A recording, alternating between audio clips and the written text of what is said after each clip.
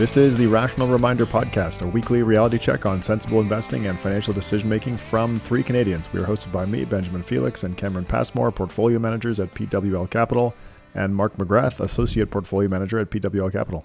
Welcome to episode 319. Welcome back, guys. This week, Mark, you're really carrying the load this week with a big topic. Maybe you want to give a quick intro? Sure. Yeah, I've been wanting to look at this for a while. I started digging really deep into the RRSP versus TFSA debate, and the reason I think it's really interesting is it's probably the most common decision that I would say most Canadians have to make when it comes to investing money, like which account should they be using, an RRSP versus a TFSA. And a lot of people have very strong preconceived notions about which account is better. Like sometimes even universally we'll choose a TFSA regardless. And I'm a huge fan of RRSPs. Don't get me wrong, I love TFSAs as well. I think they're fantastic, but I think RRSPs get a lot of undue hate. And so I wanted to dig deep and run through some analysis using a financial planning tool that we have called Conquest Planning, which is a very, very in-depth modeling tool. And I found hate's a strong word, isn't it? But there it really is a word, visceral reaction about RRSPs. Like there's people will literally say it's a scam. Like, yep, it's not even close to a scam. It's very transparent and you know exactly what you're getting. It's just people don't understand it. People really, really focus on the taxation of the income coming out of the RRSP, and they focus on that with tunnel vision to the point that they completely neglect all of the other benefits that come with it, right? And I think the benefits are substantial, and I think the analysis that I've done is very interesting, to say the least. You know, it's kind of interesting to think about because people contribute to the RRSP when they're working and withdraw when they're retired, but there could be pretty significant time gaps between when they're making big withdrawals and when they made the contributions. So you can see how people might not think about how much tax they saved and they just see how much they're paying. And in nominal dollar terms, you probably do pay more in tax, but that's not what matters, as you'll talk about. But you can see it. You can see why people would feel that visceral reaction about it because they see the large dollar amount of tax bills that they're paying when they're retired, or the withholding tax when they withdraw or whatever. Yeah, and they have the gross amount of the RRSP on their balance sheet all the way through the years, right? As opposed to thinking about it in after-tax dollars on their balance sheet. Yeah, that's a good point. It's the same with things like CPP, right? Like people complain about CPP during their contributory years saying, I wish I could invest the money. But have you ever met somebody receiving CPP payments that said, man, I don't like my CPP? No, of course. Retirees love their CPP. It's great. Yeah, that's going to be a great topic. I'm looking forward to it. I did want to mention someone reached out to me directly recently asking about becoming a PWL client. And as a side note, this is what I wanted to talk about, but I don't deal with clients directly, so I introduced them to somebody on our team. Our team is something I'm very proud of. I think we have the best team of financial planners in the country, and I think we could back that up. I'm not afraid to say it. Anyway, what was interesting about this person is that they reached out. They said that they've been thinking about getting in touch for a while, but they wanted to listen to the entire back catalog of Rational Reminder episodes before reaching out. Wow. And I thought that was kind of incredible, but they said that they wanted to be as informed as possible before getting in touch. I just thought it was interesting. I thought it was incredible they did that. I always think it's incredible when people tell us that they've done that. But I thought it was interesting because it kind of goes to show that even someone who's that motivated and that informed can still see value in delegating their investment management and financial planning. That's a good point. Didn't we talk about that on a recent episode in the data that you found on when people select financial advisors, right? And if I recall correctly, you said that the research showed that people who have higher levels of financial literacy tend to hire financial advisors more frequently, right? You're right. Yeah. So not necessarily surprising. I guess this person fits with those data. But that's probably 500 hours of preparation. Yeah. That's a lot of right. Before getting in touch, I was like, man, like it's honestly impressive. Yeah. And to like they probably will be a better client to work with for the financial planner at PWL that works with them. Yeah. And they'll feel good about the decision too. For sure. Something like Mark Soth and I talked about at some point in Money Scope about how someone listening to Money Scope is making that big commitment, and they're learning all this nuanced information. But that's useful for someone, even if they are going to hire an advisor, because it makes the client able to know what questions to ask and what gives them some intuition on when they should maybe think something's not right. Yeah. So being informed is smart for any consumer, but I just getting that email from someone who had just finished listening to the whole back catalog before reaching out, I thought was really interesting. Wow. Speaking of our team, Ben, two of our advisors, Brady Plunkett and Lucas Fleck, are hosting a webinar on Tuesday the 27th, and it's targeting helping dentists. It's actually called Flossing for Your Finances, Personal Financial Strategies for Dentists, which I think we all agree it's a pretty catchy title. So they're going to be covering things like, do I incorporate? How do income split with my family? Optimal way to pay myself, which is always such a hot question. How do I treat debt in my long-term strategy? Should I set up a holding company? To your original point, Mark, where should I save? RRSPs, TFSAs, corporations, IPPs, and what is the best way to invest? So those guys do a great job in these webinars. If you can't make it on the 27th, they will be on YouTube afterwards. They're really interactive. And then I think we're going to have people from the team in the chat to answer questions live. So it's awesome. It's a great environment to get questions out there and to learn as much as you can. Yeah, it's great. I think Brady's will be a great host. I believe Brady works with quite a few dentists, if I'm not mistaken. So he's got a lot of experience specifically in this realm. So I think it's going to be a very good webinar. Love it. They do a really good job with the webinars. Yeah.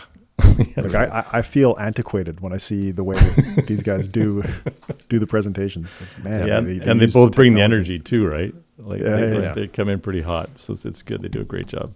Yeah, they do. It's not just a dull presentation for 45 minutes or something. It's highly, highly interactive.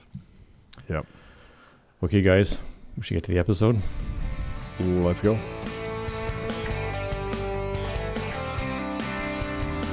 Good. Okay. RRSPs versus TFSAs. I'm calling this the ultimate showdown. And I don't think it's the ultimate showdown because as I started doing this, I realized there's like literally infinite different variables that you can tweak and infinite scenarios that you could look at when trying to make a decision on RRSP versus TFSA, right? Can you say what you sent me the number of scenarios that it would be if you looked at everything? You like multiplied a couple numbers to get if I looked at the things that I originally wanted to look at, and since I sent you that message, I've thought of another few scenarios which would make it even crazier. But it would have been 72 different scenarios that I would have had to look at because what I originally wanted to look at was testing, kind of finding the break even on RRSP versus TFSA contributions, holding a bunch of things constant. And the reason I was looking at this is because, again, I'm a huge fan of RRSPs. I think they're a lot more powerful than people give them credit for. And if you look at common wisdom or rules of thumb online, or even I hear it from advisors, I hear it in online forums like the Personal Finance subreddit, generally what you'll hear, is that $60,000 to $70,000 of income is where the RRSP starts to take over the TFSA in terms of where your contribution should be put in terms of the priority, right? So RRSP wins if your income is over 60 to 70,000. TFSA wins if your income is below that.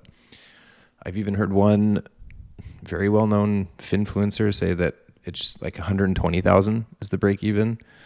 Not sure where that came from, but I wanted to take a look at it. And the reason that I've always thought that's not necessarily the case is when you look at taxes on the way out. So in retirement, when you have an RRSP and you're pulling taxes out, you often have opportunities for things like income splitting with the spouse, because RIF payments, an RRSP becomes a RIF, a registered income fund eventually in most cases, and that qualifies for the pension income splitting. You also get a pension income tax credit, which isn't huge, but it's like, depending on your province, $400 to $450 in some cases of tax saving every year.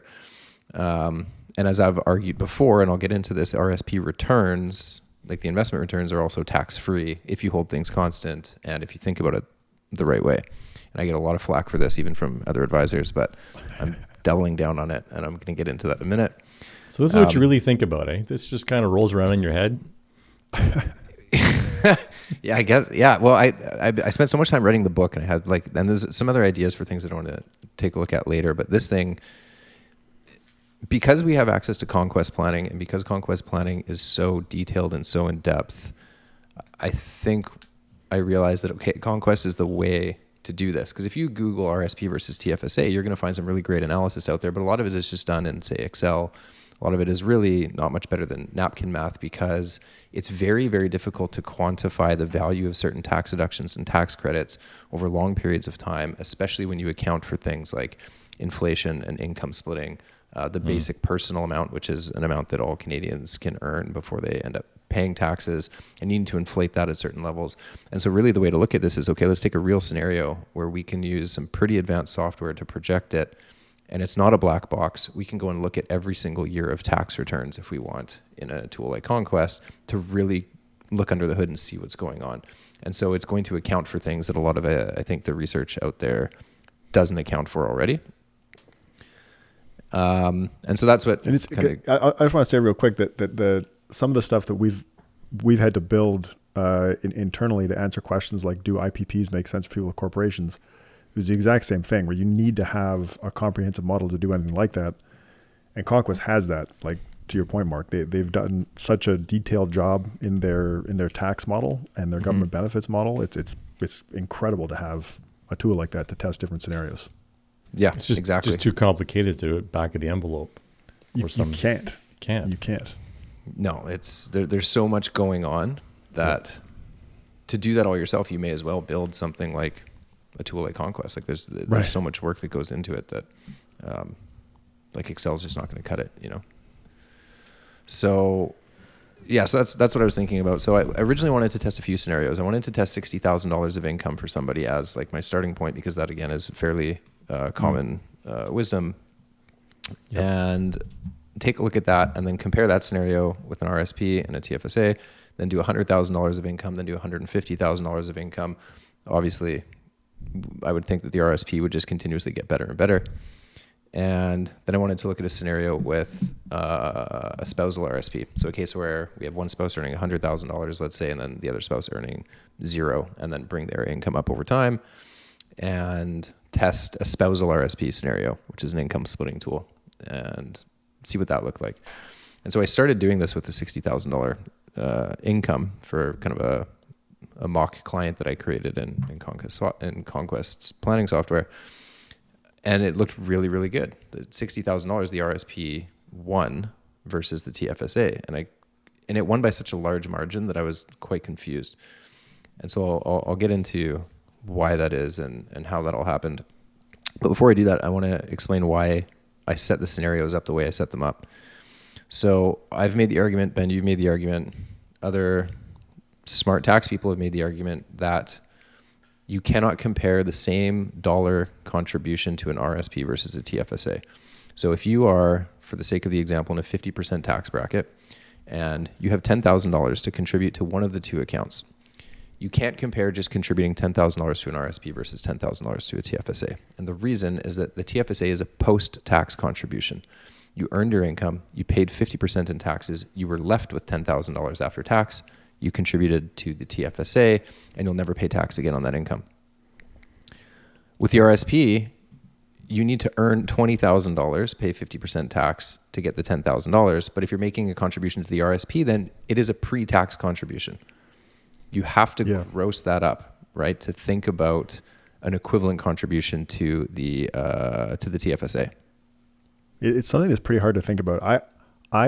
The way that I found to be easiest to think about it is, instead of thinking about the after-tax amount first, which is intuitive because people receive after-tax dollars from their salary, like your income taxes are withheld at source for most people.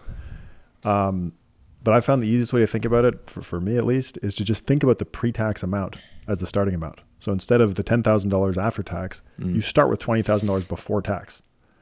And like the only time that this is actually practically true is if someone has like a corporation and pays themselves out a bonus and doesn't withhold any tax, then it actually works that way. In most cases, it doesn't. Although in some cases, you can have an RSP contribution off of payroll from your employer without having any taxes withheld. Like I do that for my own contribution. But anyway, you think about the pre-tax amount first, and then the post-tax amount is what goes into the TFSA. So in your example, you have $20,000 of pre-tax income. So the same thing you said, it's just a different order, I guess. Mm-hmm. You start with $20,000 of pre-tax income. That can go directly in the RSP. But if you want to put it into your TFSA, you have to pay the 50% tax rate. So you've got $10,000. Yep. Exactly. That's exactly it. And if you do that comparison, then the RSP is tax-free in the same way that the TFSA is, right? You've got 20,000 starting in the RSP versus 10,000 starting in the TFSA. If they both earn the same rate of return and you pay 50% tax on the RSP when you withdraw it versus no tax on the TFSA when you withdraw it, you end up with the exact same figure after tax. And that makes many heads explode. Oh, that blows people's mind. That could be the key takeaway from this whole conversation. Yeah. Yeah. But they are the same. They are the same if you hold tax rates constant and returns constant. It's easy to hold returns constant. And portfolio constant. Yeah, exactly. Yeah, if you have the exact same portfolio earning the same returns. I think there are valid arguments that, tax rates are going to change. But the thing is it's very, very likely that your tax rate will be lower, in my opinion, in retirement than it is during your contributing years. A, because you have no more employment income. You're not working anymore, so you're starting with a lower base amount of income. And B, because of things like the pension tax credit, the age credit, income splitting availability.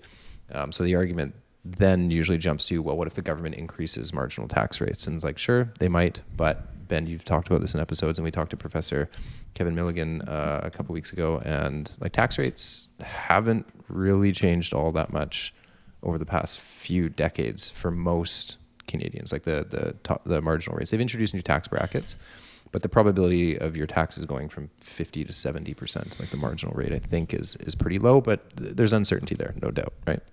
If you look back far enough, there's been some pretty drastic tax changes, particularly for high earners. But yeah, I mean, in recent history, it's been fairly stable. Although I guess with the recent capital gains tax change, that could be seen as I guess that's for everybody though, but yeah, that could be seen as a big jump in tax rates, depending on the type of income that people are earning. Yeah, no, fair enough. So I just want to jump in for one sec. So that if you hold the tax rate constant, like you use the 50% example, the RSP and the TFSA give you the exact same outcome. But again, to think back to the episode with Professor Kevin Milligan, he talked about how measuring income tax is really hard because you can't just look at your personal tax rate. You have to look at government transfers and benefits and stuff like that, which is what you're talking about, Mark. Yep. And so it can get really, really complicated, which again is why we need something like Conquest to say, what is your tax rate at contribution and what is your tax rate at withdrawal? Yeah. You can look at the tax rates, but it's an incomplete picture. So you have to account for all the stuff that you've accounted for in your modeling. And so here's the other thing, and I haven't fully bought into this theory yet. I think I've got a middle ground that'll work, but I've heard some people I respect say that you contribute to an RSP at your marginal tax rate, right? So you get a deduction off the top of your income, and whatever your tax refund is based on your marginal tax rate, the top tax rate. But when you withdraw from an RSP, you're taxed at your average tax rate, not your marginal tax rate. And the thinking here, and I can see you already cringing about this, Ben, but let me explain the thinking at least. In retirement, if you have multiple sources of income like CPP, old age security, a defined benefit, and an RSP, why are you selecting the RSP in that stack as the one that sits on top of the other income? Why aren't you looking at the RSP income first as the income that's taxed at the lowest bracket, and then your CPP is taxed next, and then your OAS, and then your defined benefit plan? Again, I'm not fully bought into this. You're cringing hard. I can see that. But why wouldn't you make the same exact argument for at contribution? Why is the RSP the last? Because that's how the deduction works, right? It means you're deducting it from your income, which is being taxed at the top bracket. If I make $200,000 and I make an RSP deduction, I'm losing the top $20,000 in income for that deduction. So I'm getting taxes back at the marginal rate on my tax refund the next year. But when I retire, you can make the argument that you should use the blended tax rate as the actual tax rate that you're withdrawing the RSP from. I think that is potentially true if we just consider the minimum withdrawals that you have to make from your RIF, because that is a fixed income. And so if you just think about the minimum withdrawals that you're required to make from a RIF in retirement, that's fixed. CPP is fixed, OAS is fixed, your defined benefit plan is fixed. Why are you selecting the minimum fixed income from the RSP as the income that's taxed at the marginal rate? I could make that argument, but at the same time, you have a choice with your RSPs. You have a choice to contribute to the RSP, whereas you don't have a choice to contribute to CPP. You don't have a choice to contribute to your defined pension plan. So again, I'm not bought into that. Like, does it matter though? Like, you've modeled this. You kind of know where the benefit of the RSP comes from. Is it that? No, but so that is a non-argument. It's not a real argument. It's not a real thing that I'm going to make. But it is really interesting because, again, I have heard some people that I respect that are much smarter than me that have made a fairly compelling argument that we should think about it that way. And when they listen to this episode, I'm sure I'll have discussions with them about it because they'll tell me I'm wrong and that we should be using the average tax rate on. Can you RRSPs imagine when that you some withdraw people them. think we're nerdy? But you can A little bit. you can just model it though, Mark. Like you can model Yeah. it the way that you've done, and if there's some big magical benefit from using the average tax rate at retirement, you'll see it in your modeling. It's just mental accounting, right? Like it's Yeah, so it's not a real thing. I don't think it's a mathematical phenomenon. I think it's maybe a psychological one, right? It makes people feel good. Like that's Exactly. great. I love it. Awesome. But Yeah. No, fair enough. So, but going back to what you were saying, Ben, is when you earn income, you have taxes withheld, right? And so if you're earning Right. employment income, you have taxes withheld on your paycheck. If you're earning even income from, say, dividends from your corporation, you're going to get put on installment payments, right? And so you are going to have taxes withheld at source in most cases. And so when I made this argument on Twitter about RSP returns being tax-free, a friend of mine who's an advisor reached out and said, yeah, I just don't buy it. People don't think that way because at the end of the day, you're going to have $10,000 in your bank account, and it's those dollars that you're making the decision with. Nobody's going to gross it up to $20,000 if they do the RSP contribution. They're not going to go and borrow money. They don't have an extra $10,000 sitting around. They're going to either contribute $10,000 to the RSP or $10,000 to the TFSA.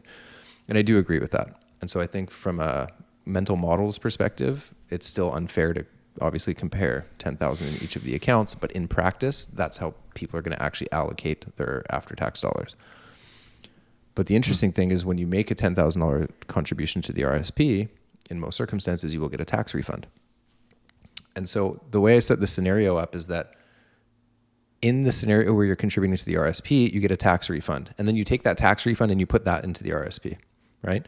If we just think about the math on that, let's say you have $10,000 to contribute and you're in the 50% tax bracket again. If you put $10,000 into the RSP, the next year you're going to get a $5,000 tax refund. If you take that $5,000, put it into the RSP, the following year, year 3 now, you're going to get a $2,500 tax refund on that $5,000 contribution. You put in the $2,500, you're going to get $1,250, then $625, et cetera. And so over time, you are actually grossing up your RSP contribution from your starting point of $10,000 using the tax refunds and then the tax refunds on the tax refunds. Over about 8 years, you end up contributing almost the full $20,000 that you should have in the first place to make this an equal comparison. So the break even, you'll never actually hit $20,000, right? Like it just approaches $20,000 because you're halving it every time in this example, but you're going to get to like $19,990 or something like that in year 10. But by year 8, it's like $19,960 or something like that, right? So I think in practice, that is a more functional way to model out this scenario, right? We're not going to gross up the RSP. We're just going to use the tax returns. So does that detract then from the RSP performance because there's a delay in investing the tax savings? Yeah, I mean, there's a time value of money issue there, right? Like you've got, it takes you 8 years now. The majority of that comes in the first 2 years, right? So you put in 10, you get 5,000 and then 2,500. You're already most of the way to 20,000. It's just kind of the smaller incremental returns that probably have the bigger drag in terms of time, but less of an impact because you've got most of the money back in the first few years. But to your point, that's money that's sitting with the CRA essentially at 0% interest until you get that money back. So there is a return drag, I'd say, on that. So the results then are going to understate the benefits of the RSP relative to someone who made a true pre-tax contribution. Yes, in that a bit, right? Because the other way to make the pre-tax contribution generally is going to be to borrow the money, like an RSP loan or something. There's going to be an interest cost to that, right? Because again, people don't have a pre-tax amount of money in most cases to actually contribute. They have to wait for the tax return to make it a pre-tax amount, right? Okay, so with that in mind, you've got scenario 1 where you're just contributing to an RSP, but you're using the tax refunds to gross that up over time. And then scenario 2 is just using the TFSA. So again, I started at $60,000 of income and I ran a scenario where they could only save, I did it for a couple. So there's 2 spouses, they're 25 years old in this example.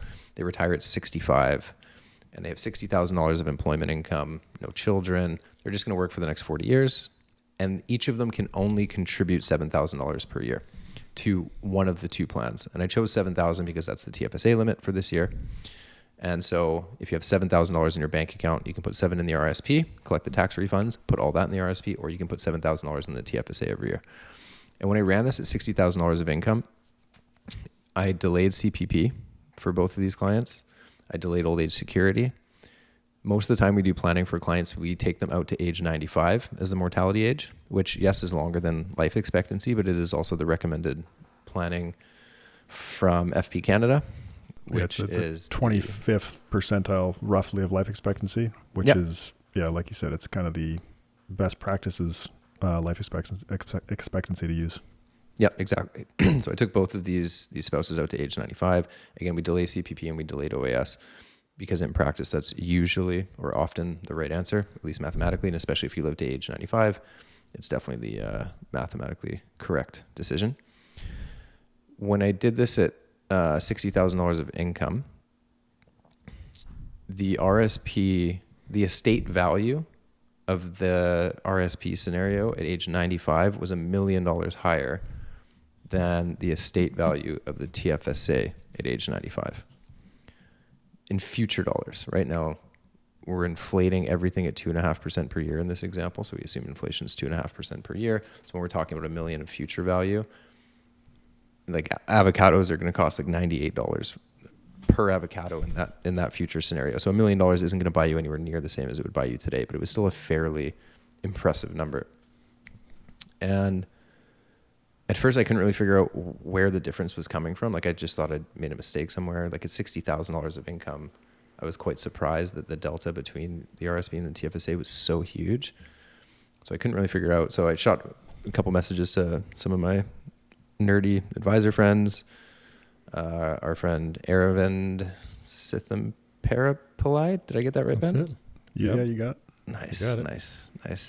And another friend of ours, can't remember his name, starts with a J. James? JP? Pereira, I think. Oh, yeah, Jason Pereira. Yeah, that's it. Yeah. Sure, Jordan Parsnip. That's right. That's the guy. Anyway, so I ran it through with them really quick, and they jumped on a Zoom call with me right away, and we tried to figure it out. And Aravind is a huge tax nerd, and when he gets excited about planning, his brain just goes into like hyperdrive. And within like 10 minutes, he's like, no, I figured it out. And so what it was is I talked earlier about the basic personal amount, which everybody gets. It's basically a tax credit on the first $15,000 of income is essentially tax-free in today's dollars, right? Like today it's around I think it's exactly $15,000 of income that you earn is tax-free. Yep. But that's an indexed bracket. And so over time, if we index that $15,000 at 2.5% per year, in this example that I was running, by the time this couple is 65 and ready for retirement, that bracket, the basic personal amount, would grow to about $42,000 per person. And so that's $84,000 for a couple at age 65 that they could, in theory, earn without paying any taxes. And again, in this example, I've delayed CPP and old age security to age 70. So there's this window here of age 65 to age 70, where in the TFSA example, they have zero taxable income because they're withdrawing everything from a TFSA at age 65. And then CPP and OAS kicks in at age 70. So they have no taxable income from 65 to 70. But in the RSP example, again, I'm delaying CPP and OAS, but they have only taxable income from age 65 to 70. And so over that 5-year period, that's $420,000 of RSPs that can come out tax-free. Right. And that's really interesting because that creates a situation where the RSP, at least on that amount, becomes a pure tax flow through. Like it's zero tax. So you've got $420,000 of RSP money that you put in and got your taxes back. It's pre-tax money, but you paid zero tax. And the only other instances of that being available to Canadians is like the first home savings account. If you buy a qualifying home, is a pure tax flow through. The healthcare savings accounts for some small business owners and corporations up to certain limits can act that way. But there are very, very few opportunities to literally earn $1 and keep $1. So it's straight tax arbitrage between your marginal rate when you made the contribution and zero in 40 to 49 years from now. Exactly. And that chunk of the RSP coming out tax-free explained like 3/4 of the delta between the RSP and the TFSA scenario, which is really, really interesting. And so I thought, and Aravind pointed something out to me, and I don't really know how he figured this out, but he instantly said, oh, well, in that case, the RSP will always win, even at the lower bracket. he'll have to explain that to you because I don't know how he figured that out. I was like, what's he talking about? So I went back and I ran it at $48,000 of income instead of $60,000 of income. Because in BC, at least $48,000 is basically the top of the first tax bracket. And even at $48,000, the RRSP was beating the TFSA. And it largely came down to this kind of basic personal amount tax credit. Essentially with the TFSA, you can't avail yourself of any tax credits. With the RRSP, you have a chance to reduce your marginal rates even further in retirement because of the tax credits you get. And so you get this kind of dual benefit from the RRSP in that sense. Wow. So the TFSA basically forces the high marginal rate when you made the contribution through your lifetime with no chance for any sort of tax recapture. Effectively, that's what's going on. Interesting. Yeah, exactly. So like the way I was thinking about it is, if you're going to delay CPP and old age security, in the TFSA only scenario, there's an additional cost to delaying CPP and old age security. Because if you were to take it at 65, you'd be able to use up those that basic personal amount, those tax brackets with the CPP and OAS income at 65. So if you delay it to 70, the additional cost is that you're not going to be able to avail yourself of any of these tax credits. So it becomes more expensive almost to delay OAS and CPP in a scenario where all you have is tax-free income otherwise. So the RRSP is a tax hedge. Yeah, exactly. Now, when I ran it at $48,000 of income per person, I didn't think it was fair to use $7,000 of savings each, just because that income at $48,000 is kind of a starting salary for a lot of people. Being able to save $7,000 each per year is probably a relatively high amount for a lot of people. So I dropped the contribution to $3,000 per spouse instead of $7,000. But again, the RRSP won in that scenario. So Aravind was right in his intuition that it would even work at the lowest tax bracket. It wasn't by as wide of a margin as the original example with 60,000, but the RRSP did come out ahead. So like I said, then I tried to set in the TFSA scenario, I set 65 as the age for the CPP and OAS to try to soak up some of those brackets, but it was actually worse than delaying CPP. So they were able to avail themselves of that basic personal amount tax credit. But by taking CPP and OAS early or at age 65, they didn't get the benefit of the deferral, which increases those pensions for the rest of your life. So at age 95, taking CPP and OAS was still the right decision, which then got me thinking about, well, what if they die young? Like, what if they died at 80 and not 95? What would that look like? And so I started running these other scenarios with different longevities, and I'll get into some of the results of that as well. So at this point, I'm thinking, okay, the RRSP wins basically every time. And then it occurred to me that at this point, Conquest Planning doesn't have the guaranteed income supplement built in, which we call GIS. So GIS, for those that aren't familiar with it, the guaranteed income supplement, it's a government support payment for Canadian seniors age 65 or older. And it's an income tested benefit, and it's really designed to help very low income Canadians. It's a tax-free benefit paid annually. Again, it's income tested, so there's a ceiling of income over which you don't qualify for the GIS at all. But it's also tied to your old age security payment, so you can't get the GIS unless you're also receiving old age security. The government of Canada has a really nice little calculator on their website where you can input your age today, your expected retirement income, your expected taxable retirement income, and it will tell you what it thinks you will qualify for in terms of the guaranteed income supplement. And again, in the TFSA scenario, from 65 to 70, they have zero taxable income because they're not taking CPP or OAS. But by adding in GIS, using that calculator, figuring out what the present value of their GIS would be, and then inflating that from 65 to 70, also taking old age security at age 65, because again, to get the GIS, you have to take the old age security. That drastically changed things. So at age 65, you're getting old age security. In this example, you're getting the guaranteed income supplement, which works out to about $7,500 per year, tax-free for those 5 years per spouse. So we've got $15,000 of tax-free income coming in every year. And that's based on the fact that we have spouses here. If you're a single person, the ceiling's different.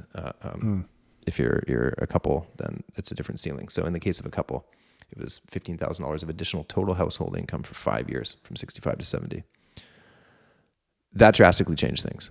So in that scenario, the TFSA came out ahead, but not by so much, like not as much as I would have thought. So in Conquest, we have something called a retirement score. And really what the retirement score is it takes the present value of your total after-tax cash flows in retirement, takes the present value of that, and just divides it by the total present value of your after-tax expenses in retirement. And so if you have a higher present value of income than expenses, you have a number over 100% for your retirement score. And if it's below that and there's a shortfall somewhere in the plan, you're going to have less than 100%, right? Obviously, we want to shoot for more than 100%. That means we're fully funded for retirement according to the model. So in the RSP scenario, with death at age 95, $48,000 of income, saving $3,000 a year, the RSP had a retirement score of 110%. So they were fully funded for retirement. That's using a linear rate of return. So that assumes the returns are earned equally every single year with zero volatility. I should also point out I used a 5.9% rate of return in all of these models, assuming an all equity portfolio, 5.9%. It's not our expected returns. This is the expected returns that comes off the shelf in Conquest. And when I ran the TFSA scenario, it was 113%. So the difference in retirement funding, even with the guaranteed income supplement, it was only a 3%, like an absolute difference of 3%. So I wanted to look at some other metrics. And so I wanted to look at what's the projected value of the estate. What's left over, net of taxes, net of probate fees, net of everything. What's the check that's going to the inheritors of this estate using this model? And with the RSP at age 95, it was the future value of the estate was $1.17 million. And with the TFSA, it was $1.76 million. That's future value, so quite a significant difference, right? In present value terms, it's about $100,000 difference. So in present value terms, we're talking about a $200,000 estate for the RSP and a $300,000 estate for the TFSA. A 50% increase, more or less, which is, okay, that's significant. But again, that uses linear returns. And if we Monte Carlo this, meaning if we say, okay, this couple retires 1,000 times, and they get a different return and a different order of returns in the retirement. It's not like a GIC where you're going to get 5.9% per year. We know the order of returns matters, and we know there's volatility on risky assets, and so you're not going to get 5.91%. What if we retire 1,000 times? How many times did we run out of money in each scenario, the RSP versus the TFSA? And what was really interesting is the RSP actually came out ahead in that scenario because it has to do with the old age security, which I'll explain in a second. But the RSP, the Monte Carlo pass rate at age 95, 59.4% of the time, they still had money left at age 95. So out of 1,000 simulations, 594 times, they still had money left. They had not run out of money. But with the TFSA, it was only with the TFSA and the guaranteed income supplement, it was 60.7. So it was barely higher. And again, that is with the guaranteed income supplement. Without the guaranteed income supplement, the TFSA scenario drops down to 54.6%. So significantly worse than the RSP scenario. So there just wasn't a huge difference, even when you account for guaranteed income supplement. So was that, you said OAS was the explanation for that. What does that mean? Oh, yeah. So the reason that I think the scenario, even with the guaranteed income supplement, wasn't like light years ahead is because you're then forced to take old age security earlier than you wanted to, or earlier than would have been optimal. And so you're not getting the benefit of the old age security deferral because you're taking it at 65 instead of 70. So the lifetime income that you get out of old age security in order to get the guaranteed income supplement, you're getting less OAS over time in order to get the tax-free income from the guaranteed income supplement. Does that make sense? I think so. I'm just wondering if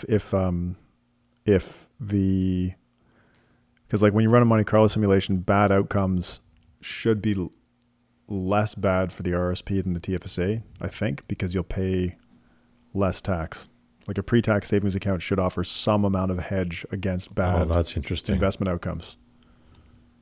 because the get a bad government outcome. owns part of the RSP and they're paying some of the Effectively, yeah. If you lose in your RSP, you're reducing your future tax bill also. But the TFSA you've already prepaid, right? Yeah, makes sense. That's one of the things that I think Scott Cederberg talks about that in his paper. We talked to him about that in the first time he was on Rash Reminder, about his paper on pre versus post tax savings optimization. But it just reduces the future tax liability, not the tax liability in the year that the cash is needed, because I assume you had a spending amount you needed in this plan. Mm-hmm. So if there's a shortfall, it had to take on more RSP to make up that shortfall. Yes. Right. No, it would have been fixed dollar because you had a gap. It just means you had less RSP at the end of that year, therefore reducing future tax liability. Yeah, I think that's what it is. I think that, but if you just compare pre and post tax savings, I think the pre-tax account is going to give you some amount of protection against bad investment outcomes. That's a good point, though, Cameron. I did use a $6,000 after-tax retirement target for this analysis, because if you take two people earning $48,000 per year, back out taxes and CPP contributions, and then back out $3,000 of savings each, what's left is about $72,000 after tax. So that's their current lifestyle, is about $6,000 a month, and so I use that as the retirement target as well. So the gap it was being used by the RSP to be filled, that tax liability in that year is the same. But to Ben's point, if you're selling more units to make that payment, there's less RSP later, if when the markets rebound, thus reducing the future tax liability because your RSP is going to be smaller, right? So here's what, in that Cederberg paper, it's the David Brown, Scott Cederberg, Michael O'Doherty paper, Tax Uncertainty and Retirement Savings Diversification. The classic. Classic. It is a good paper. It's in the Journal of Financial Economics. Traditional accounts, which in their case is, what are they called? IRA accounts, not the Roth, the traditional IRA. Traditional accounts are valuable for hedging retirement account performance and managing current year income near tax bracket cutoffs, whereas Roth, or TFSA in our case, accounts allow investors to mitigate uncertainty over future tax schedules. Somewhat related to the stuff you're talking about. Yeah. No, I'm sure that plays into it. That's harder to, I think, tease out of. But it should show up in the Monte Carlo though. Yeah, well, the Monte Carlo just kind of gives me the score and the actual range, right? So it's not that I can look into every year of the Monte Carlo and see what's happening. I can just see the pass-fail rate for that year. One of the other really interesting stats that this particular Monte Carlo shows is in years where you ran out of money, what was the largest shortfall in any given year? So when you did run out of money, how much were you short? And the RSP comes out ahead here, and I think this is related to the old age security as well, because if we look at the RSP scenario, again, the Monte Carlo pass rate was 59.4%. The largest shortfall in any given year was $31,000. So they were $31,000 short for their goal of $72,000 per year in income. That was the worst case scenario with the RSP. With the TFSA, even with the guaranteed income supplement, the worst shortfall was $59,900. So nearly double. And I think the reason there is that, again, because of the old age security being deferred to age 70, your minimum baseline income from 70 to 95 is that much higher. So your worst case scenario isn't as bad because you've got more old age security income coming in, and that's fixed and it's also inflation adjusted. Whereas with the guaranteed income supplement scenario, you're taking the old age security at age 65. So your minimum income floor is lower for the rest of retirement. So in the cases where you did run out of money, you had a bigger shortfall between your fixed income and what your goal spending target was. Can you reiterate why there's a difference in timing on when you're taking OAS in the two scenarios? Yeah, so in the case where you have guaranteed income supplement, it's tied to taking old age security. You cannot receive the guaranteed income supplement unless you are already taking the OAS benefit payments. Okay. So if you delay old age security to age 70, you can't receive the guaranteed income supplement. Because it boosts your income too much? No, because it's tied to the old age security. Like the qualification for a guaranteed income supplement, first qualification is you are receiving old age security payments. That's it. In fact, old age security income is not used when testing your income level for the guaranteed income supplement. So that income ceiling... You won't receive it for those 5 years if you delay. That's what I'm saying. Yeah. You won't receive any guaranteed income supplement if you delay. Later. Okay, I get it. Yeah. But you won't get the GIS later because now CPP comes in, and CPP is too high for you to qualify for the GIS. Oh, so you take it early so you can get the GIS for those For 5 years. That's exactly what I'm But saying. defer got it. CPP. And then CPP comes in. Yep. Okay, I understand now. So Got it. CPP income is used to see if you qualify for the GIS. In terms of the income ceiling, CPP income qualifies. In this case, I used 66% of the maximum CPP because their income is $48,000. Okay. And that's about 66% of what we call the YMPE, which is their kind of CPP contribution ceiling. So in this scenario, by delaying CPP and only having a TFSA, they would, in theory, qualify for the guaranteed income supplement. The only way to get the guaranteed income supplement is to apply for old age security. And old age security income is not used in the test as to whether you have too much income for the guaranteed income supplement. Crystal clear now. So you've basically modeled smart financial planning into the comparison. Yeah, and now I think, and this is a question of morality, but there are planners out there who plan for their wealthy clients to try to qualify for the guaranteed income supplement for those 5 years. And I think that's pretty gross, to be honest. That's my personal opinion. I don't think the guaranteed income supplement is designed for wealthy people who just aren't paying any tax to get some tax-free income from the government. But I know planners who intentionally try to design things so they have zero income between age 65 and age 70 so that they get the guaranteed income supplement. On that point, I would not be surprised if the guaranteed income supplement somehow became TFSA tested in the future. So the government knows the value of our TFSAs. They get a transaction report, but they also get a report that shows the market value of people's TFSAs. And as TFSAs get bigger over time, and again, this is pure speculation on my part. No, CRA has not come out and said anything about this as far as I know, but I would not be surprised if people with mid 6 and 7 figure TFSAs who are trying to qualify for GIS, CRA just goes, what's your TFSA balance? Oh, it's over X. You're absolutely not qualifying for the guaranteed income supplement for low income seniors. I'm sorry, right? Pure speculation, but especially, I'm 40 now, 25 years from now. Do I think the GIS will be there when TFSAs are in the 7 figures? I don't think so, but Be there for you. It'll be there for people with low incomes. It'll be there for people with low incomes for sure. And I think... And small TFSAs. Well, exactly, right? There'll be some threshold, I think, under which maybe you can qualify, but I wouldn't be surprised because it's just not a far leap. They already have the value of your TFSA, right? And they can just look at your guaranteed income supplement application and say, do you qualify based on your TFSA balance, right? And Ben, you and I talked about that on an episode a long time ago. We had a client that had that exact experience accidentally, and they were getting the GIS and they were stunned because they have rather large RSPs. Right. And their comment was, yeah, this is kind of gross. Yeah. Right. Yeah. Old age security has a pretty high income test. It's around, I think, $90,000 now. Yeah. But GIS is really, really designed for people who are below poverty level incomes. And it's a great program, but it's certainly not designed for people trying to game the system with a TFSA to get it, right? Okay. So without the GIS, if you believe what I just said and that, okay, maybe GIS is not going to be there for me, and now I still have to make the decision of a TFSA versus an RSP.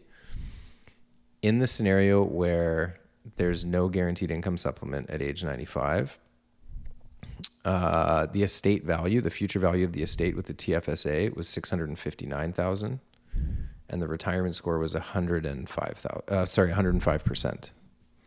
And again, with the RSP scenario, the retirement score was 110%, and the estate value was 1.17 million, so nearly double the estate value. So the GIS really was the entire difference maker between the RSP and the TFSA in that scenario. Mm-hmm. Yeah. Which kind of leads you to think, okay, well, even at $48,000 of income, then your decision as to whether to contribute to a TFSA or an RSP largely comes down to your belief as to whether the GIS will be there for people with large TFSAs later. Didn't see that coming. No. Shows you why you can't do it on the back of a napkin. A little too complicated. Yeah, for sure. And again, I tested things like moving CPP and OAS around to see if we can improve the situation. But the best scenario for both cases, TFSA and RSP, is deferring CPP and old age security. And only with GIS did I have to pull the old age security back to age 65, which actually detracted from the OAS income. but at least give you the guaranteed income supplement. Hmm. So then that got me thinking as well about what if you have kids? And the reason this I think is interesting is because if you have kids, you qualify for the childcare benefit. And this is an income tested benefit as well. And it's based on the number of kids you have, and it's based on your income. But I said, okay, well, if we contribute to RSPs, we're lowering our income, and we would qualify for more childcare benefits that way. So what if we ran a scenario still at $48,000, still saving $3,000 a year to one of these accounts, but we added 2 children? How would that impact things? And when we got the childcare benefit, when we received that payment, we saved that money as well instead of spending it. So sorry, this is the Canada Child Benefit? Yeah, sorry, yeah. Okay. Yeah, the Canada Child Benefit. And it can be pretty significant. Like so I ran a scenario where they had 2 kids at the parents' ages of 30 and 32. So they start at age 25, but at 30 and then age 32, they have 2 kids. Again, their income is $48,000. It goes up by inflation. So for years and years and years, they get the Canada Child Benefit. And in some years, it was as high as like $12,000 of benefits that they were paid. So it can be quite a significant amount. And I set up the scenario so that in the TFSA scenario, as much as possible would go to fill up their TFSAs if there was still room available. If there was no room available because they'd maxed it out, the excess would go into a non-registered taxable account. And then I did the same with the RSPs. So if you're contributing to the RSP, you get the Canada Child Benefit. That goes into their RSPs, up to their RSP room based on their previous year's income. Any excess goes to a non-registered account. I wanted to see what difference that would make, because in the RSP scenario, you would get more childcare benefits or Canada Child Benefit, right? Because you're lowering your income even further with the RSP contribution. And because the Canada Child Benefit is income tested, your income is lower, you get more of it, right? And it all comes back to your effective tax rate, right? Like this is another form of it's a government benefit, but when you reduce your income when you're eligible for this, you're not only reducing your taxes based on your tax bracket, you're also getting a boost in the Canada Child Benefit, which ends up being like I don't know what the numbers are, but a massive, in percentage terms, reduction in your tax rate. Yeah, it's huge. Like I said, Right. In this case, there were years where they were getting $12,000 in Canada Child Benefit on a combined household income of 96. So you're looking at like a 15% benefit based on the income that you have. Yeah, it was huge. And so this obviously pushed the retirement scores to astronomical numbers, because you just went from saving $3,000 a year to your RSPs to saving, $6,000 to $7,000 per person to your investment accounts every single year. And it does improve the RSP scenario. The TFSA the TFSA with the guaranteed income supplement still wins out at age 95 in this case. So with 2 kids, the RSP retirement score was in excess of 150%.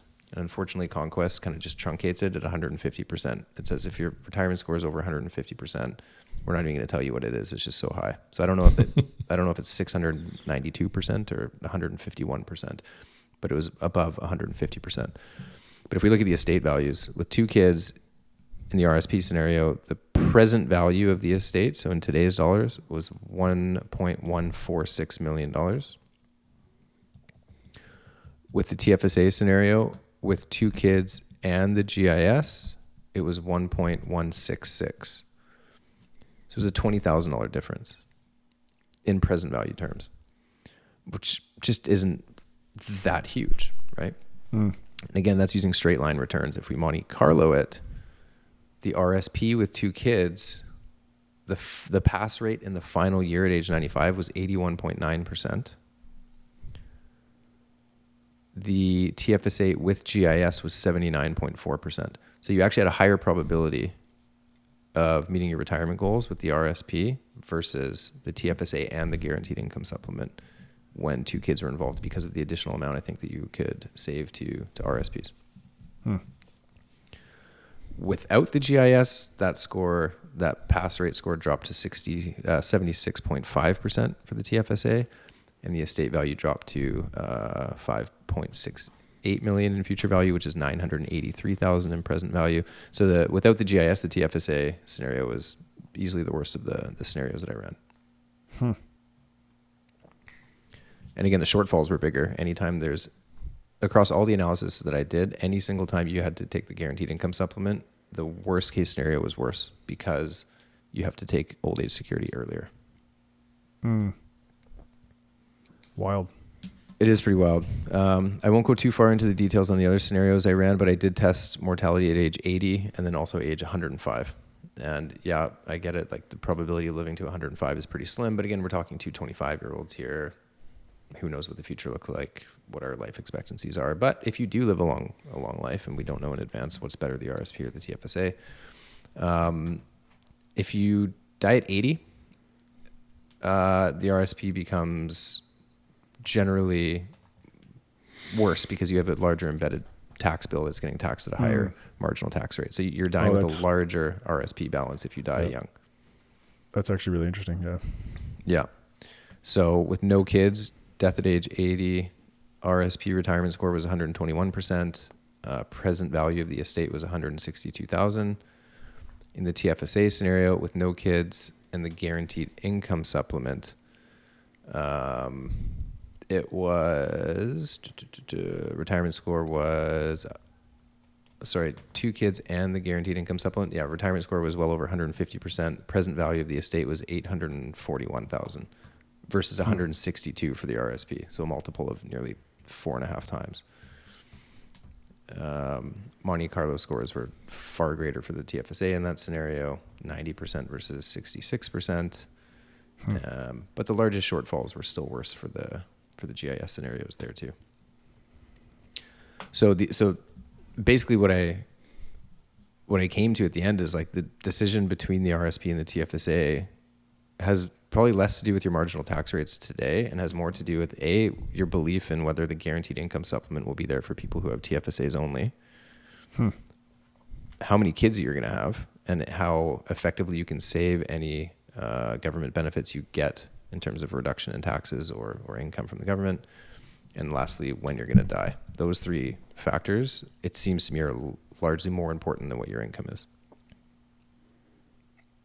Wild. Mm-hmm. Pretty interesting stuff.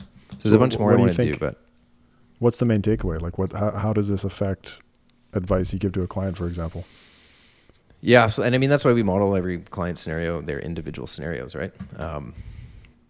Because everybody's different. And obviously we don't know a lot of the variables I'm discussing, like will GIS be there and when are you going to die? Like if you tell me when you're going to die, I can design the perfect tax plan for you. But in the absence of that, we have to make some guesses, right?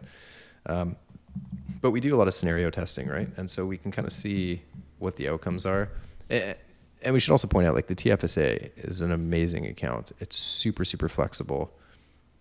The tax certainty that you get with the TFSA, you already paid your taxes. You never have to worry about taxes again. With the RSP, you don't know what your future tax rates are going to be or what everyone's future tax rates are going to be. So I think the trade-off, even if the RSP is mathematically better, the flexibility that's built into the TFSA is excellent.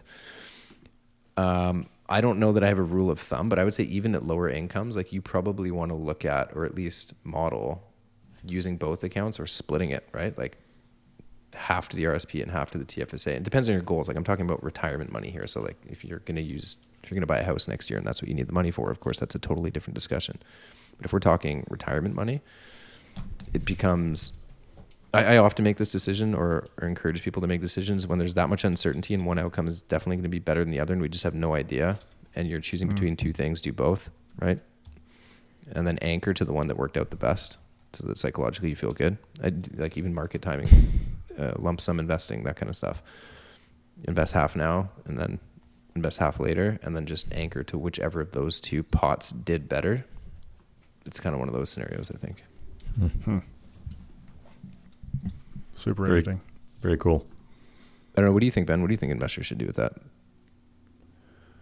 I think what you said makes a lot of sense. And I think people in low tax brackets, or middle tax brackets that are constrained in their ability to save, so they can't just max out both accounts, which is probably ideal if you can. I think having some mix is probably the right thing to do, whether it's 50-50 or some other amount. I know that's also in that Scott Saderberg paper that I mentioned earlier.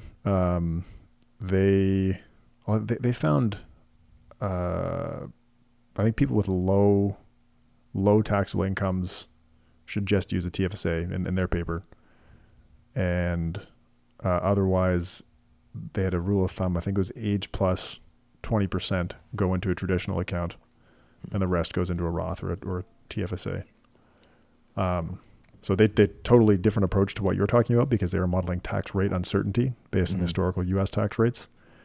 But they come to a similar conclusion on having a mix of both account types for where you should be contributing. So I think if there's one big takeaway from your analysis, and then to line that up with the Cederberg stuff, it's that maybe it doesn't make sense in any case for somebody to focus solely on one account, which is often what you see online.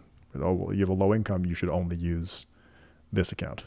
That may not always be true or correct.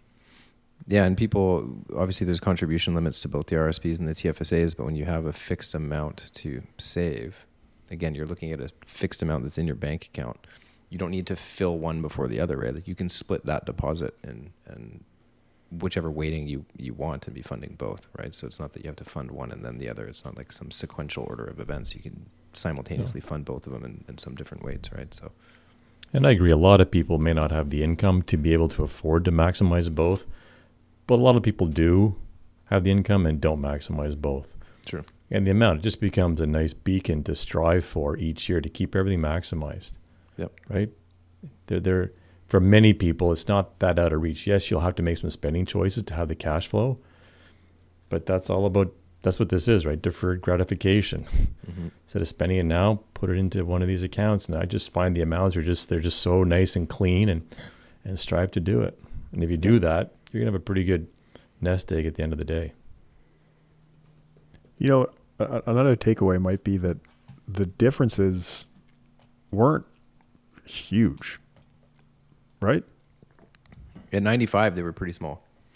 Like so someone agonizing over, it was largely a coin flip. Yeah. So someone's agonizing over which account to contribute to, and that's causing them not to save or to delay saving because they've got some analysis paralysis. Yeah. Maybe it doesn't matter that much. Just put it somewhere. Yeah. And I didn't get into the details, but the death at 105, the death at age 105 scenarios, the RSPs got substantially better than the TFSAs. And so the longer you live, the better the RSP looks versus the TFSA. And the other thing I should mention, I didn't mention this out of the gates, is in the RSP scenario, if there's additional like excess income that's above their spending needs in these scenarios, I'm funding the TFSA in retirement, right? So like we've got the $6,000 retirement income goal after tax. But when you delay CPP and you delay old age security, and then you've got a relatively large RIF balance, your fixed income, in the scenarios I ran, the fixed income that they were bringing in after tax exceeded the $6,000 retirement target. So they had excess cash. So this wasn't like trying to maximize their spending. This was with a fixed $6,000 a month spending throughout retirement. And when there was excess cash, that did go into a TFSA. Just not at all while they were working and contributing. So I did that. That was across all three scenarios, all age groups and everything. But the death at age 105 scenario, the RSPs became substantially better, basically in every single case. So it seems to me if you die young, the RSP is worse. You have a bigger embedded tax bill. The longer you live, the more you get to spread that tax bill out, and the better the RSPs become. So from that perspective, the RSP becomes a little bit of a longevity hedge, I guess, versus the TFSA only strategy. Whoa. That's wild. Makes sense though, because you've got more years of low tax brackets to spread out that income. Yeah. Really, really interesting. Okay, good to go to the after show. Not a lot of stuff in there, but with 3 people sticking around, I got a nice note from someone on LinkedIn this week who said, I just wanted to say I've been a fan of the podcast since its first year. Thanks for putting out great content. There's not much of it online for this industry. I'm a new father, and when I'm taking my son out for a walk and he's napping in the stroller, I always binge your content. And when my friends ask me where to go to learn about investing and personal finance, I send them your way. Wishing you guys continued success. Sincerely, Joel in Norway. Nice. Very nice of him. Yeah. I can talk briefly about some stuff that I've been working on. I think I sent it to both of you guys. I won't give away the results yet, but I'll talk about what I've been doing. I took, but there's publicly available data on Canadian home price indexes for the country in aggregate, a bunch of provinces, but not all of, well, maybe I might have all of them actually. No, not all of them, a bunch of cities. And so I've got that. And then there's also publicly available data on rents, survey-based rents. And the survey data looks at vacant rents, but also occupied rents. Those are different because rents for vacant apartments will reflect market rents. Rents for occupied apartments will reflect some blend of market rents and old market rents because people that have been in an apartment for a while will be paying, in many cases, a below market rent. Anyway. Yep. So that's the data. And so I took those things. I don't know why I haven't done this, why I didn't do this sooner, but I took those data and reconfigured my rent versus buy model that usually just uses expected numbers, like expected returns and expected inflation and stuff like that. I reconfigured it to take historical data, and I started plugging numbers in for all those regions, all of Canada, provinces, cities. And I'm not going to spoil the results. I'm also a little bit nervous about saying them because I want to spend more time with them first. But the mind-blowing stuff, I'll say that. The results are just not what I expected at all. So hopefully in our next episode, maybe I'll be comfortable enough with that analysis to talk about it. But it's really, really surprising stuff. Very cool. That's my recent content. That's what I've been consuming. Love it. Nice. So what else is going on? Bachelorhood almost done, Mark? Yeah. Family's back in 8 days. It's been like, I miss them a bit. I mean, I miss them a ton, sorry, but it's been a bit good for me. Like, I've been working out every single day. I've been eating super healthy. Haven't had a beer in 3 weeks. Been meditating, going to sleep at 9:30, waking up at 5:30 without an alarm clock. Like, it seems like I'm kind of like setting a baseline because I've got 2 young kids, right? And like, life is just chaos when you've got 2 young kids. So I miss them, but it's been a really good opportunity to just kind of get my own house in order, so to speak. So I'm excited for them to come back and see if I can maintain the same schedule and activities, even though the house is crazier. I think Ben knows a thing or two about crazy households. Yep. Yeah, my house is it's pretty crazy. All right though. We've been spending a lot of time at the river over here. That's awesome. Sort of 5-minute walk from the Gatineau River, and so kids have taken to swimming. Last year they were all a bit nervous around the water, but they've been in swimming lessons and stuff like that, and then just spending a lot of time down at the river, they've all gotten pretty comfortable. So maybe not every day because the weather's not always permitting, but a few days of the week, every week, we've been going down, swimming around. It's pretty fun. And I hear the water's really warm this year. It's beautiful. Yeah, like in the mid 80s, I think. I have not stuck a thermometer in there, but it feels pretty good. Feels mid 80s, yeah. It's like, jump I've heard people say that. their lakes are warmer than they've ever seen them Okay. around here. Apparently, I heard some people that were swimming in the river yelling about how it was colder than the lake. So maybe the lakes are warmer than the river. I don't know. It could be. Oh, Did It's comfortable enough. I tell you guys that Disney filmed a movie in front of my house, or a TV show? Cameron, did I tell you this? Oh, I saw your tweet on it. Oh yeah, it was. I realized one morning that it is absolutely the most purest form of passive income that I've ever received. So basically, some guy knocked on my door one day and it's just like, "Hey, we're part of this production company and we're filming down the street from your house in a few weeks, and can we use your driveway to store some equipment?" And I was like, "Okay, that's yes, but." Like, do you have do you have a badge or something that proves that this is legit? Like, I don't know what to ask for, you know? Like some guy's just knocking on my door asking if he can use the driveway.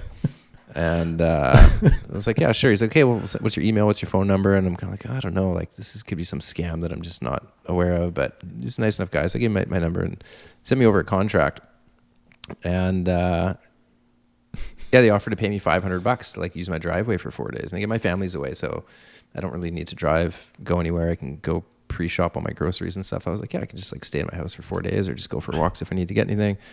And I talked to a friend of mine. He's like, $500 for 4 days. Like that's way too low. You should get them up. I was like, okay. So I like started negotiating, and I got them up to $1,500 for the 4 days. Come on. Yeah. It's pretty. 500 for 4 days wasn't enough. I didn't know. Well, the thing is like the way that our street works is they had all the trucks parked all down the street. I live next to a forest, like similar to Ben, and they were filming in the forest, and so they needed our street to park all the trucks and all the equipment, and the generators and everything like that. But the trail of trucks ended like basically at my house, and so I realized that if I try to negotiate too hard, they'll just say no, and they'll probably just go to my neighbor's house and like store the stuff in their driveway instead. So I figured at $1,500, I'd tripled the original offer and left it there. And they said yes. I said, yeah. The guy knocked on my door a few days ago while they were still filming, and was just like, here's your check. I was like, great. Wow. It's pretty cool. That's pretty sweet. Yeah. And they just packed up and left one night, like in the middle of the night. I woke up the next morning, everything was gone. The trucks, the trailers, the generators, the cables. Like it was kind of an eerie experience. So you mentioned generators. We decided today we're going to put a generator on the side of our house and hook it up to the natural gas. What, just as a backup? As a backup, because we lose power often enough. And we've had enough episodes of, we don't have our freezer jammed with stuff, but enough times where you lose everything. And with the natural gas, we have the space, and apparently it's super easy to put it in. So we're doing it. Nice. Decided that this afternoon. It was our big financial decision of the day. You have one, right, Ben? Not a fancy one. I've got a pull start one that I have an extension cord that I can plug into my office. But it does the trick, right? And then run around. Enough to plug the fridge into, or not enough? Yeah, it is, but our fridge is a hassle to pull out, so we usually just plug the freezer in. Okay. Works well enough, but we're going to get one like what you're talking about too. I don't know when, but we're going to do it. I am not or prepared at the very for least any of a that. transfer. Yeah, it's worth it. We lose power out here quite a bit too. I mean, quite a bit. It's never that bad, but it's happened enough. But you can get there's a thing called a transfer switch. Yep. You can, yeah. So I might just get one of those instead of the really fancy generator, because those are pretty pricey. But I don't know. Interesting. You're like mentally gone through the zombie apocalypse scenario, try to figure out like, okay, what do we do? Like, how do we survive the zombie apocalypse? I'm just like the least prepared person in the world for that, but my best friend is the most prepared person in the world for that. So when he came over last time, he's like, what's your plan when that happens? My plan is to like take my whole family and go to your house, dude. Like, you've got all of the canned fish, you've got all the ammunition, you've got the generators, you've got the boat, you've got everything all set up for that. Like, I don't need to recreate that in my house. I'm just coming over to your house when that happens. Yeah, I don't have that much preparation. We're pretty set up with we have really good camping equipment. So whenever the power goes out, we still have like a gas cooking stove that we can pull out and stuff like that. We've gotten pretty good at dealing with power outages here, but it would be just easier to have a generator. Yeah. Cool. Anything else on your minds this week? No, I don't think so. Okay, from RSP versus TFSA to zombie apocalypse. Important stuff. We covered all. Okay, guys, that's a wrap. That'll do it. We got the nod. All right. Thanks for listening.